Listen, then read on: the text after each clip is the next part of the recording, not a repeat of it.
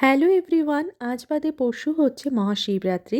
আর আজকে আমি তোমাদের সাথে শেয়ার করব কিভাবে সাবু মাখা করলে পারে অতি সুস্বাদু হবে আর সারাদিন উপোস করার পর পুজো করে এটা খেতেও ভালো লাগবে। আমি একটা বাটিতে সাবু ঢেলে নিলাম আর আমি ছোট দানা সাবু নিয়েছি, তোমরা যদি চাও বড় দানারও সাবু নিতে পারো। প্রথমে আমি সাবুটাকে ভালো করে ধুয়ে নিলাম। সাবুটা ধুয়ে নিলে এর মধ্যে যত নোংরা থাকবে সেটা বেরিয়ে যাবে। তারপর সাবুতে আমি পরিমাণ মতো জল দিয়ে এটা আমি 2 ঘন্টার জন্য ভিজিয়ে রাখবো। আর তোমরা যদি বড় দানার সাবু নাও তাহলে সেটাকে 4 থেকে 5 ঘন্টার জন্য ভিজিয়ে রাখবে। সাবু যত ভেজানো হবে খেতে তত সুস্বাদু হবে। 2 ঘন্টা পর আমার সাবু ভিজে গেছে, আমি সাবু থেকে জল ঝরিয়ে নিয়েছি। আর আমি 4টে পাকা কলা নিয়েছি আর কাঁটা চামচের সাহায্যে পাকা কলাকে এইভাবে আমি চটকে নেব।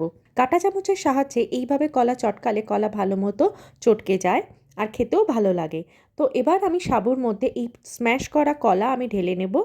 আর আমি এর মধ্যে দিয়েছি ছোট ছোট টুকরো করা তরমুজ, ছোট ছোট টুকরো করা শসা। তোমরা তোমাদের পছন্দ মতো ফল দিতে পারো। আর দিয়েছি 1.5 চামচ মতো মিষ্টি দই, 1.5 চামচ মতো টক দই। মিষ্টি দই আর টক দই 1:1 পরিমাণে হবে, তাহলেই সাবু মাখা খেতে ভালো লাগবে। আর আমি দিয়েছি ডেসিকেটেড কোকোনাট মানে শুকনো নারকেল। আমার কাছে এই মুহূর্তে ফ্রেশ নারকেল নেই, তাই আমি ডেসিকেটেড কোকোনাট দিয়েছি। তোমরা যখন দেবে তখন ফ্রেশ নারকেল দিও।